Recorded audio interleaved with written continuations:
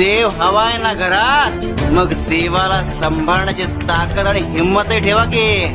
मग चिंता कशाला? अगे तुम्ही फक्त श्रद्धा आणि भक्तीचं बी लावा ग. कृपेची फळं देण्याचं काम आमच्यावर सोडा. दुसऱ्यांचं दुःख पाहून जेव्हा आपल्या डोळ्यात अश्रू येतात तेव्हा त्यांचं मूल्य हे मोत्यापेक्षा कमी नसतं.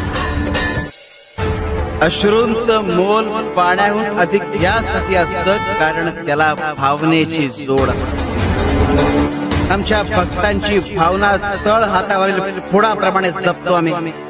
वाट बिकट आहे पण भिवू नकोस, मी तुझ्या पाठीशी. शिव शंकर शंभो.